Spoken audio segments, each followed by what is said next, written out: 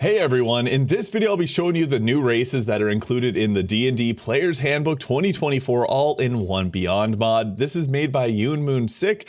Now previously console players did not have access to race mods, so there's a lot of confusion about this because it's technically a race mod, but I'll be breaking all of that down in this video. I also do want to quickly mention that I am working on a video on the subclasses included in this. I filmed a 30-minute video today and unfortunately had some very bad technical issues, so I will have to refilm it at a future date, but today we'll be breaking down the races that are included. Now you can use a mod like the Mordenkainen's Compact Companion Creator if you just want to get a look at these yourself. So with race mods you obviously have to start a new game or do what I just showed you there. The thing is, all of these races are actually going to be stored under the human, and there's some changes to the base game races as well, which we'll touch on, but you go to human and you'll see the human versatile. Another quick thing I want to mention is that there is a page here which has a readme on GitHub that explains all the different races if you want to have a bit more of an in-depth look. So here with the human, the first one we have is the Iraq Kokra here, which lets you fly if you're not using medium or heavy armor. Your base walking speed becomes 7.5 meters per turn, and your body is considered lightweight. We also have the Asamaris, a very popular one, giving resistance to necrotic and radiant damage, dark vision,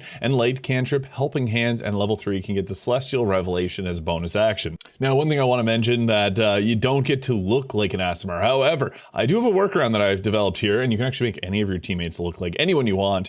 So I will link this in the description on how to make any companion in Baldur's Gate 3 look however you want. So you can change Shadowheart and Minthara, which previously you weren't able to, but you can also change your character to look like Dame Aelin if you'd like. Next is Damphir, and this is a very popular vampiric race. This gives us a walking speed of 35 feet, dark vision, and you get the vampiric bite, which is similar to what Astarion is able to do. Goliath. Now, there's actually a race mod for the Goliath standalone by CryptoHack that was released on console at the same time this mod came out, and it actually makes you large.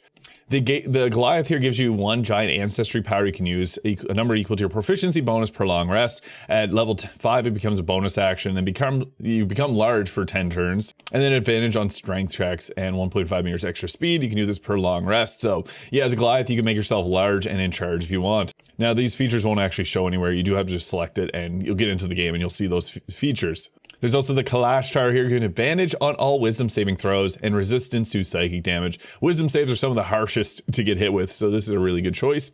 Now, on top of this, the Human Versatile also lets you choose a feat here. Now, a lot of the feats, I did a video breaking down all the feats, are different in the 2024 Player's Handbook. So, Alert is giving you a bonus equal to your proficiency bonus to initiative, and you cannot be surprised. Previously, this was a +5 on a D4 initiative. This receives a big nerf. It's now only going to be a +2, and then once you hit level 3, it becomes +3, and then at level 9, it becomes a +4 to your initiative. But the biggest change is that the initiative die is now a D20, so you're much less likely to go first in combat. Still not a bad choice. We also have the Charlatan's Trick here. You can use your deceptive speech to confuse a single enemy. This ability can be used a number of times equal to your proficiency bonus, and you can add your intelligence modifier to the deception skill checks using this, making for a pretty good wizard if you're looking to do a origin playthrough of one. We also got the Healer feat, so you can heal a creature within 1.5 meters, allowing that creature to expend one of its hit point die and regain hit points equal to the number plus your proficiency bonus. Whenever you roll a die to determine the number of hit points you restore with this spell or defeats Battle Medic benefit, you re-roll the die if it rolls a 1. You must use that new roll. So this is just nice. This is a feat that you can get as you level up as well. Lucky. Now, Lucky is actually, I would say, buffed because everything else is, in a sense, nerfed. This is still one of the best in the game, one of my favorites. The Magic Initiates. So these are interesting because you actually get to select this spell once you level up. Whenever you pass the level up screen or pass the race screen here, you get a special spell that lets you select any of the cantrips and spells from the Druid, Cleric, or Wizard spell list. So it's not like in normal Baldur's Gate 3 where you'd select it here. You actually have to go into the game and you're given a spell which then puts it on your hotbar. We also got the Performer here, which gives you the ability to play magical instruments. When you finish a short or long rest, you can play a magical instrument, which can give heroic inspiration back to your teammates. The number of allies you can affect this way is your proficiency bonus. And heroic inspirations are newly added into the game, letting you re-roll your die whenever you have a bad roll. Now, Savage Attacker is another really nice thing because now humans can get this. This feat, much like Lucky, although this is a much better feat, just lets you re-roll your damage die, which is amazing. It's a flat-out DPS boost, or damage per turn boost. Skilled gives you skill proficiencies in 3 skills. Nice. Tavern Brawler, heavily nerfed, but this will let you re-roll your unarmed damage die twice and use the highest result. Pretty much just Savage Attacker for fists. Tough will give you an extra 2 health points per level. This is nice, and it does not stack with other sources.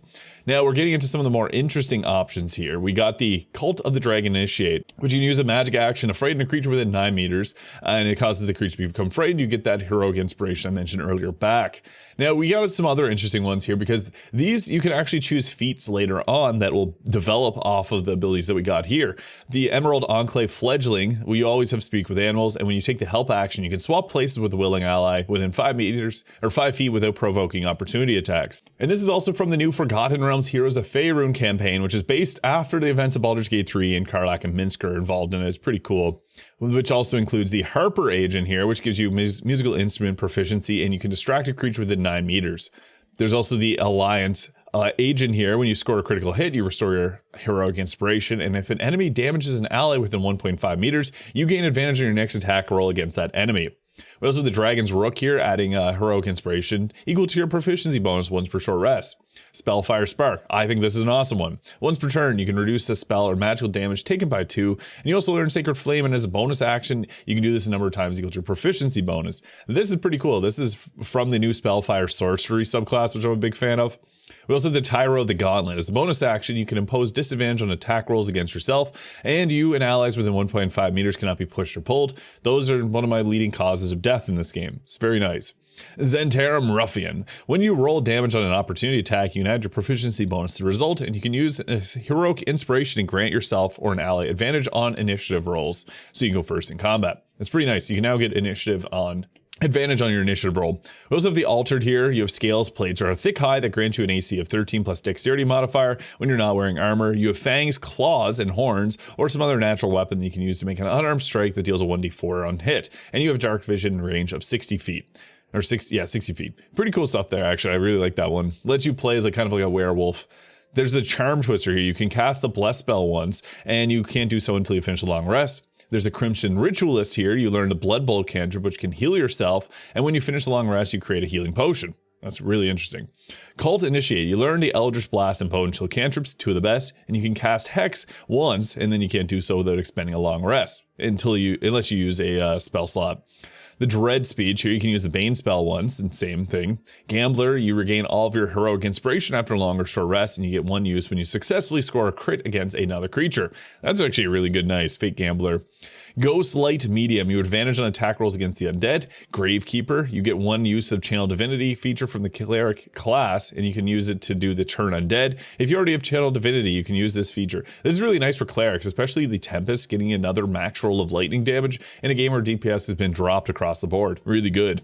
Hunter of Hunters, you gain advantage on attack rolls against monstrosities. Memory Starved, you get advantage on investigation checks and advantage on saving throws to avoid the charmed condition.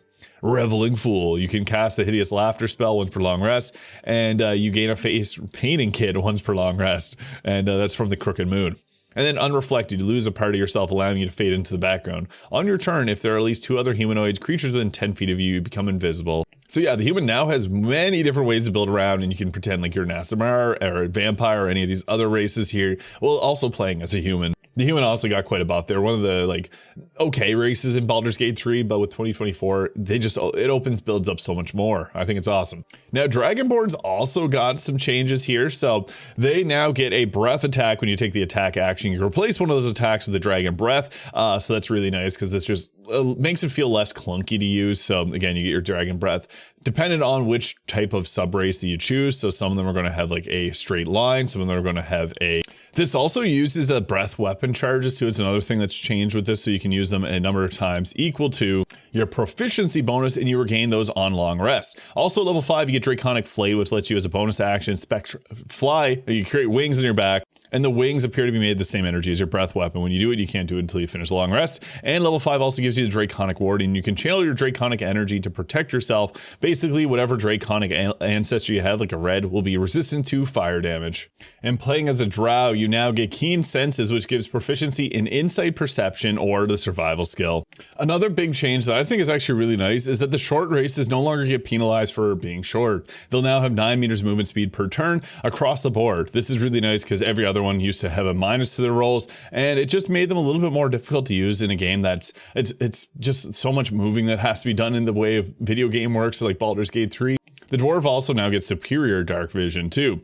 The elves will also get the keen senses similar to the drow, which gives them proficiency in insight, perception, or a survival skill. With high elves getting that wizard cantrip choice here, which is expanded now with things like the finger guns and blood bolt being added into the mix. And a lot of the cantrips are also nerfed and changed across the board. But with the elf, they also get Fairy Fire at level 3. The High Elf, that is. High Elf gets the Fairy Fire level 3 and Misty Step at level 5. The Wood Elf gets the increased movement speed still, and they also get Long Strider at level 3 and Bark Skin at level 5. Getting Long Strider on someone that already moves around is nice. It means you don't have to prepare it on someone else. Now, Githyanki also got some choices here, so they also get Aberration tags, but on top of this, they also get Psychic Resilience, which gives them resistance to psychic damage. Very nice. The Half-Elf also has a change here where they get their Heroic Inspiration back whenever they finish a short rest instead of a long rest, and they also get racial spells corresponding to our elven bloodline. So this gives you like your Dancing Lights as a half drow, the Wood Elf gets their movement speed increase, and you still get the choice of a cantrip as a High Elf. And another thing I do want to quickly mention is that humans and half-elves no longer get shield proficiencies. So yeah, if you're used to playing a spellcaster with a shield, you may have to swap things around. And the Tiefling also has some changes here. So depending on the sub-race that we choose, Asmodeus Tiefling now gets Thaumaturgy alongside Poison Spray and resistance to poison damage. It's not really listed there, but the Mephistopheles Tieflings get Bone Chill, Thaumaturgy, and resistance to necrotic damage. Also not listed, but at level 3 they get False Life and Ray of Enfeeblement. I should say the Asmodeus gets Ray of Sickness at level 3 and Hold Person at level 5, which is a really nice spell to get. And the Zariel Tiefling, they get resistance to fire damage, Thaumaturgy, and the Firebolt cantrip, Hellish Rebuke at level 3, and Darkness at level 5. And the Half-Orc also got a change, so they get their superior dark vision there, but they also get, on top of Relentless Endurance, they get Adrenaline Rush, which uses a special charge here. You can take the dash action as a bonus action. When you do so, you gain a number of temporary hit points equal to your proficiency bonus. Pretty nice. The Half-Orcs have always been good. But yeah, this is just another one. If you're playing a martial class, they're pretty strong despite being not the prettiest. So yeah, again, if you're looking for most of the new race features, it's under the Human Versatile here. This lets you do a lot of different things and create some very unique builds. So let me know your favorite thing about the new update in the Player's Handbook 2024 All-in-One Beyond here by Yoonmoonsik. Let me know your favorite race that they added into the game in the comments, and stay tuned. I'll refilm the video on the the new sub races or subclasses that are added to the game. Unfortunately, technology happens, so we'll refilm that again in the future. Just unfortunately didn't have time to redo it today, but let me know your thoughts, hit the subscribe button below, and we'll catch you all in the next video.